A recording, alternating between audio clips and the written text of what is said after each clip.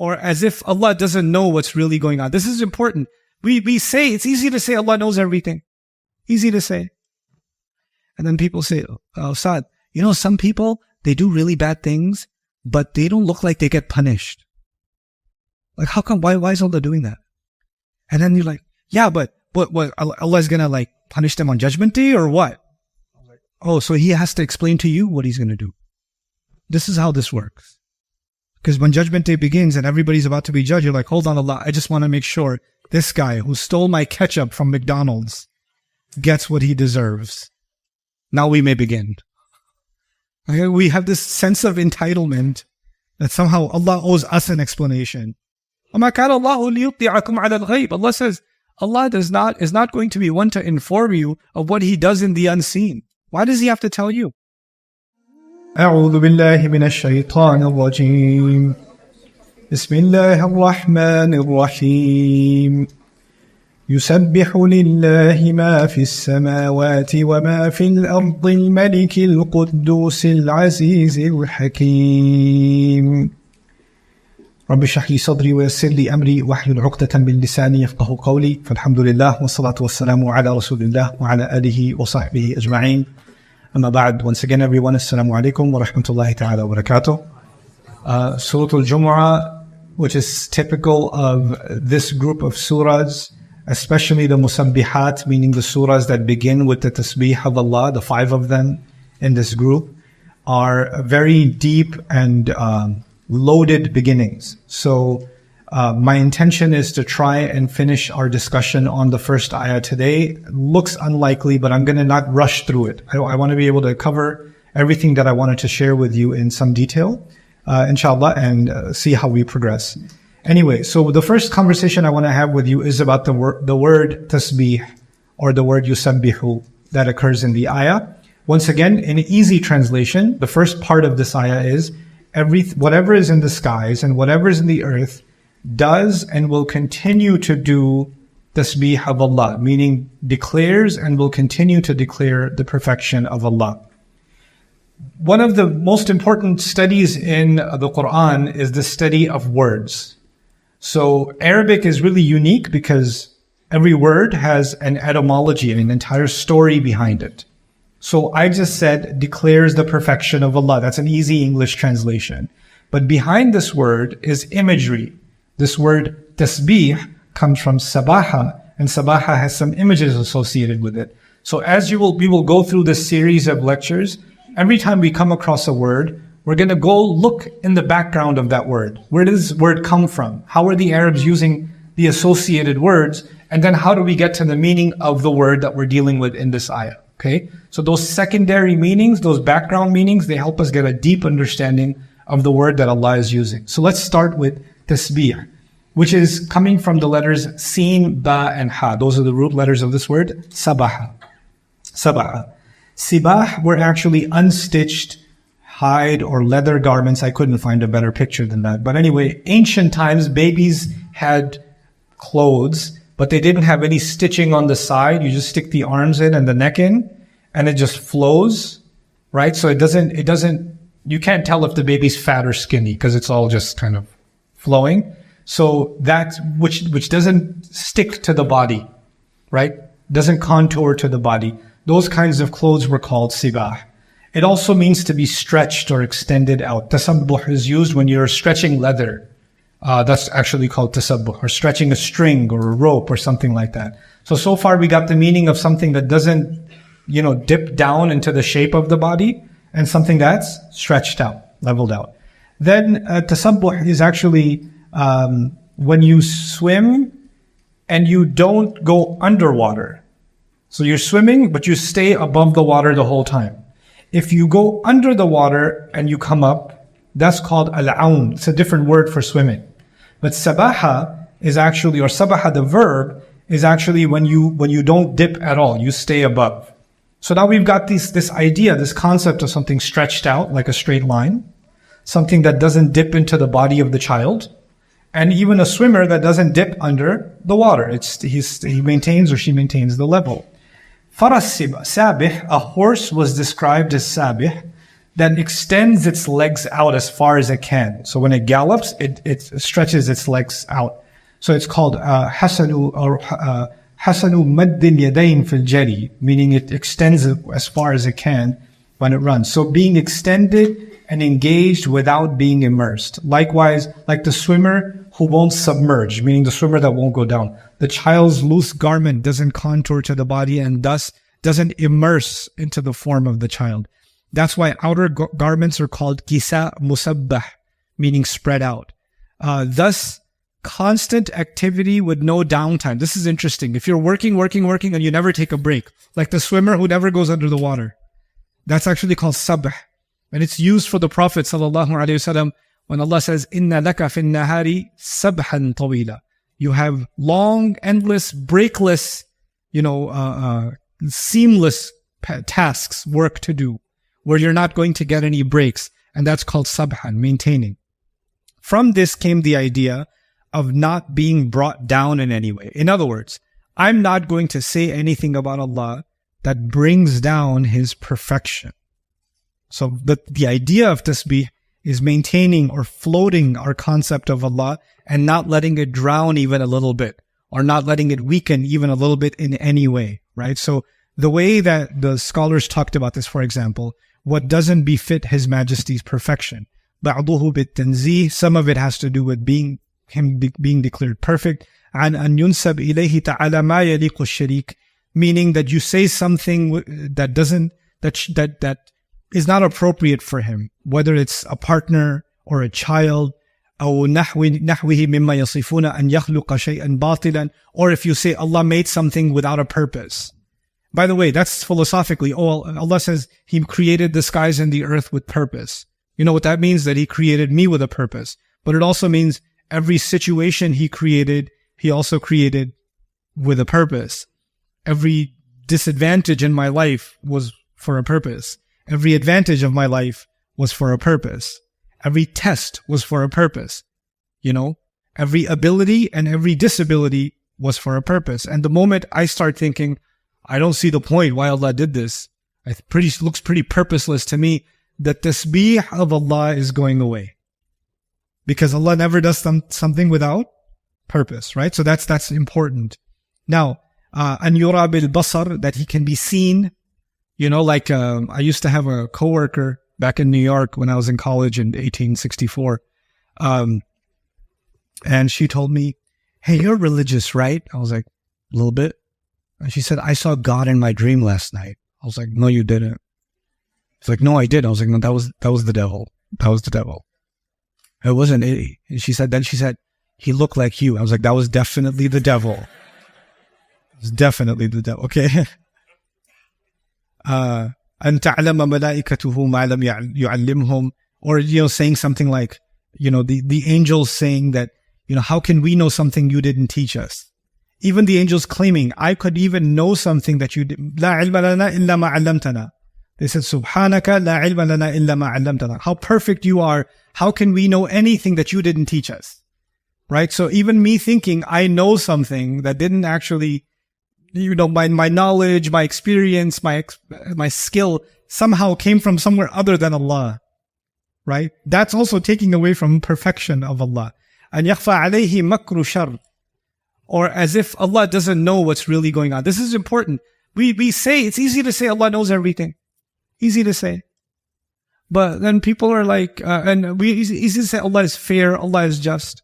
And then people say, Saad, some people, they do really bad things, but they don't look like they get punished. Like, how come, why is Allah doing that? Like, doesn't He know that they did something bad? And I'm like, do you know what you're saying? Who are you talking about here? You're talking about Allah, and you're saying, doesn't He know? You don't know the answer to that question? You don't already know that He knows? And then you're like, yeah, but what Allah is gonna punish them on Judgment Day or what? I was like, oh, so He has to explain to you what He's gonna do.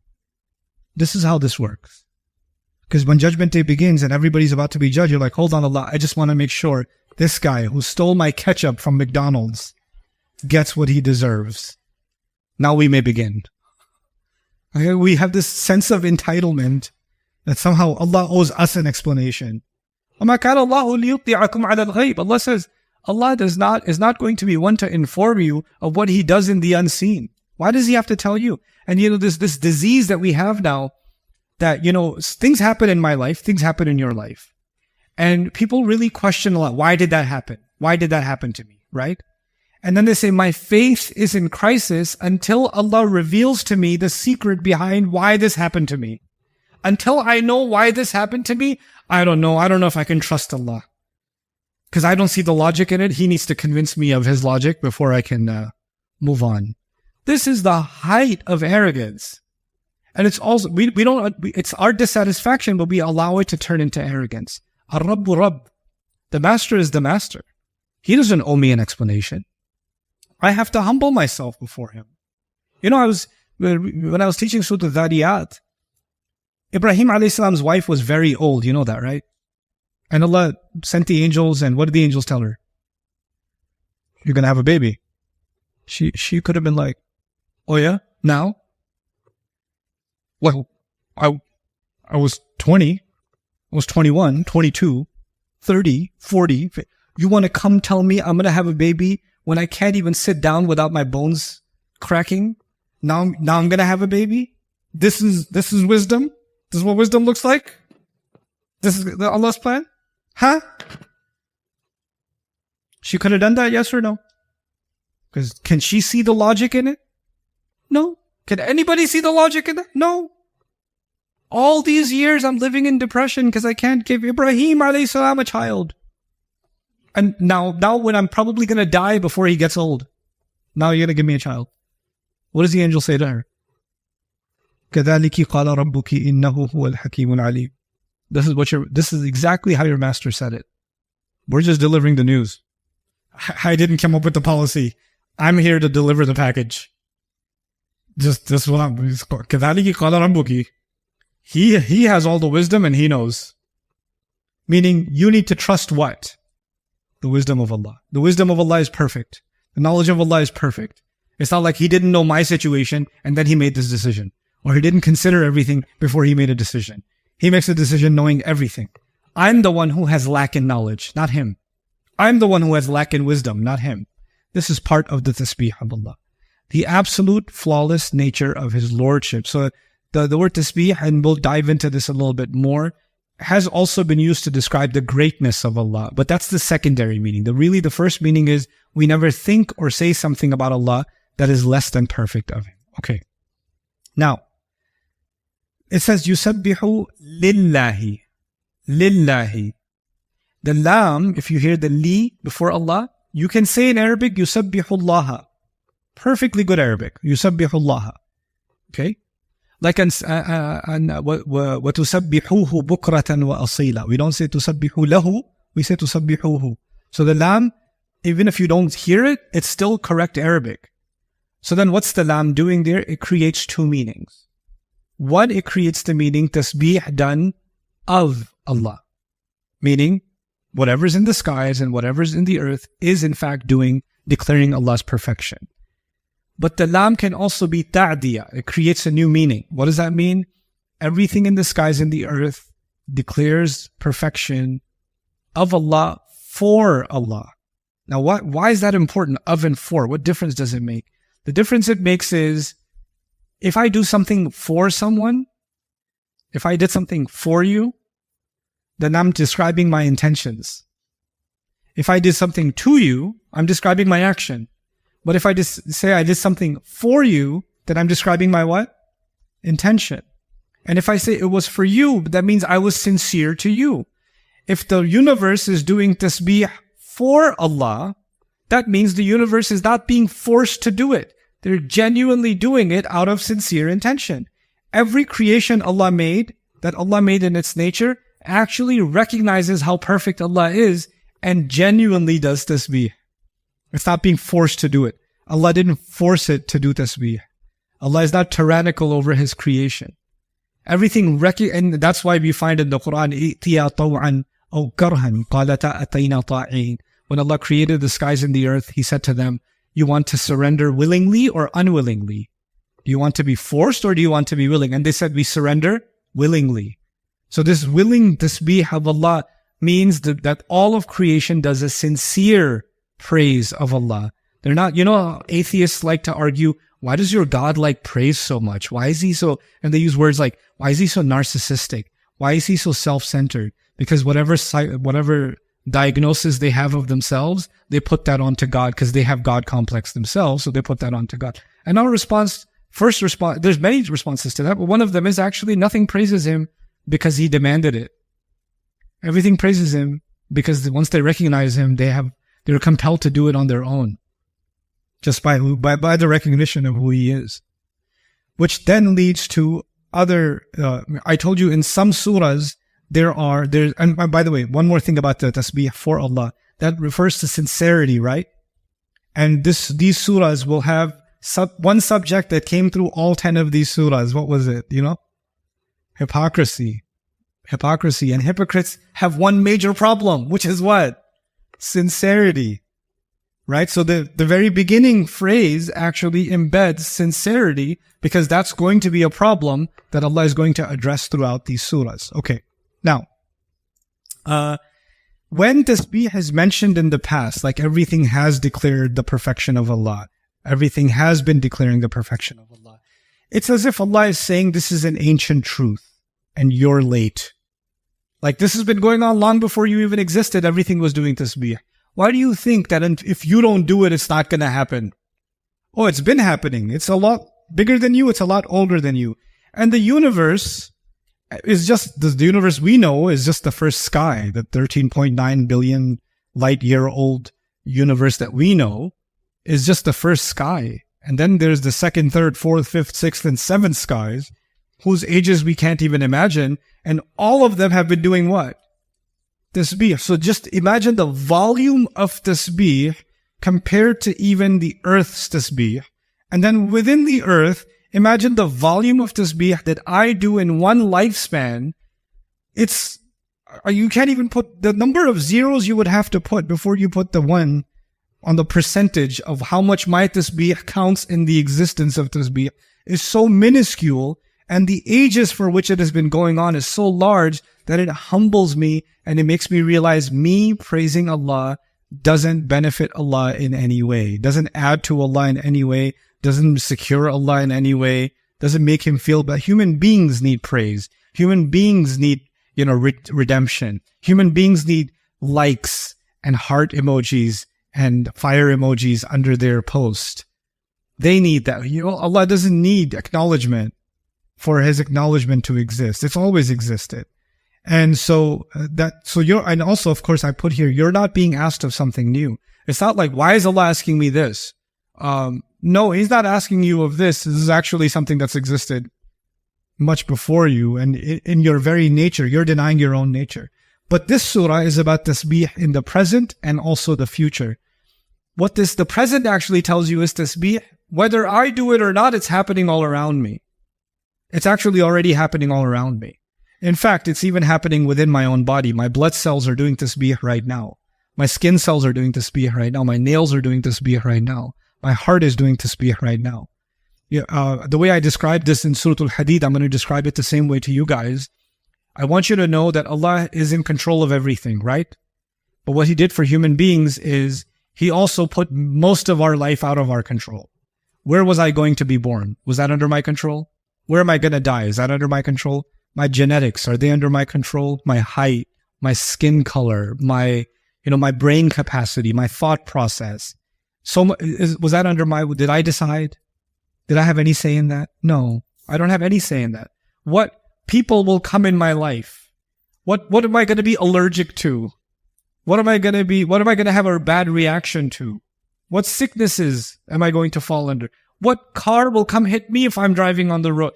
None of this is under my control. You understand? Like there's so much, most of my life is actually not under my control at all. My rizq is not written by me, it's written by Allah Azza wa Jalla. وَلَا تَدْرِي نَفْسٌ بِأَيِّ أَرْضٍ تَمُوتُ. I don't decide where I'm going to die. Nobody knows where they're going to die. Right? I didn't decide who my siblings are, who my cousins are, who my parents are. If you guys had a choice to choose who your siblings are going to be, we'd be in very different families, some of us, right? So, but the idea is, not me, I'm happy with my siblings. But anyway, so you have, then Allah created a very, very small circle. think of it like a fence. Small little fence inside me. And in that fence, He gave me some freedom. So He didn't give me the freedom to live outside this body. He didn't give me the freedom to live outside my lifespan, or which century should I be born in. No, He didn't give me any of those freedoms. But within this small circle, He gave me the freedom to choose right from wrong. That's it. He did give me that freedom. He gave me some operational freedom over my body. Should I raise this hand or put it down? He gave me that freedom. I don't say Allah subhanahu wa ta'ala just raised this hand. No, He gave me the freedom to raise this hand. He created this fence, and inside that fence, I can operate. Outside of it, everything, He's got complete control over it. You understand? Now, the things that are not under my control, like my blood flowing through my veins, my heart beating, is that under my control right now? No, it isn't. Those things are doing tasbih of Allah. But that little circle in which I have choice, that little circle, in that circle, I choose not to do tasbih of Allah. Sometimes. Or not the way I should. Not the way I should. But that doesn't change the fact that everything around me, and most of even me, is actually still doing what? Tasbih. Even the atheist's heart is doing tasbih of Allah. Even his heart, even his brain cells, every neuron that fires is doing tasbih of Allah. The tongue that curses God is doing tasbih of Allah. And that's why that tongue on Judgment Day is going to say, yeah, you made me do that, but now Allah allowed me to, Allah handed you the controller over this thing.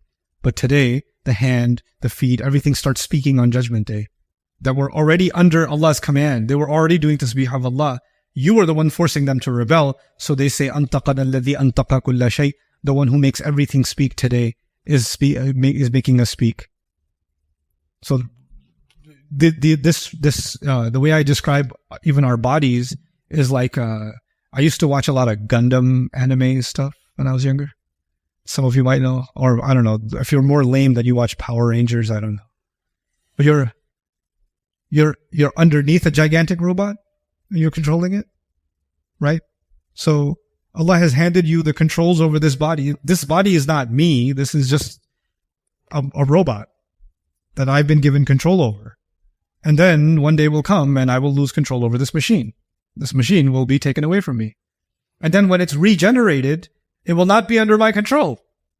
مُهْطِعِينَ مُقْنِئِ رُؤُوسِهِمْ. Allah says, Judgment Day, disbelievers are going to be staring straight at their punishment and running towards it. The natural thing is, if you see danger, first of all, you don't look at it. And second of all, if you do see it, what do? You run the other way. Judgment Day, Allah describes people that disbelieve are looking at the fire, looking at the punishment, and their heads are staring and they can't blink and they're running straight towards it. What does that tell you? Their bodies are no longer what? There's no longer under their control. The guy is being handed his book on his left hand behind his back. He no longer has the power to what? How bad is it? He can't. It's behind his back, on his left side. He can't do it because the control has been taken away. But right now we have limited control. Anyway, so it's happening all around you and you're missing out. When Allah says everything is already doing tasbih of Allah and will continue to do so, actually should make you feel like maybe I should join that group, that part. The rest of the universe is on board. I'm the only one missing out. This is called kinaya. And kinaya is a big part of Quran study. Let me tell you what kinaya is. Nowadays, people say this on TikTok. Tell me something without telling me something. Right? That's kinaya. Kinaya means, so what Allah said, for example, if I say right now, oh, it's kind of hot in here. It's much better now because the doors are open. But like, if I said, it's kind of hot in here, and the organizer said, yes, it is. Yes, it is. Good observation. You're not getting my kinaya. I was saying, can we make it cooler? But I didn't say that. I just said what? It's getting hot. Or you come home and your child is there and you come home and you sit down and you say, oh man, I'm thirsty. And your son looks at you and says, yeah, it makes sense. You had a long day. It's hot outside. I said, I'm thirsty. And he says, I heard you. And it makes sense. I can see what. Kinaya means go run and get the water. But you're not going to say that. You're just going to say, I'm thirsty. When Allah says, everything in the skies and everything in the earth is doing tasbih and will keep doing tasbih. And you listen to that and say, that's so cool. That's really cool. Everything's doing tasbih. Stupid is telling you, do tasbih. That's called what? Kinaya. When you study Quran, you have to keep an eye open for kinaya. Okay? Allah is telling you something in between the lines, and it doesn't take a genius to understand that that's what's being said. Okay? Also, because the present and future is being mentioned, they will continue to do tasbih as if to say, I'm not going to be around forever. I'm here for a little bit and I'm going to be gone, but the tasbih of Allah will remain. It will go on forever. And so it's hinting at the future. There's a subtle in the surahs where the tasbih is mentioned in the future tense. Something in this surah is coming that's going to tie into the future. Because the tasbih is also mentioned in the future. So we're going to keep an eye open for that when we study Surah Al-Jumu'ah, because the tasbih is hinting towards the future, right? So we'll see how that manifests itself. Here's what's coming up in the next episode in this deeper look of Surah Al-Jumu'ah. But then comes a much more difficult question. If creation is imperfect, by the way, am I perfect? No. Are you perfect? No. Is anything in the world perfect, actually? No. The only one who's perfect is who? Is Allah. So now, here's the problem. Here's the philosophical problem. The problem is, if I see a beautiful painting, I say the artist is creative. But then how can I see something imperfect and then say the maker is perfect? How can I say that it's perfect? Because we're saying everything declares how perfect Allah is. But everything itself is not perfect. So how is it an evidence that the maker of it is perfect? This is, by the way, a very common atheist argument. Oh, your God is so perfect? What about cockroaches? What about a rash on your skin? What about my cousin?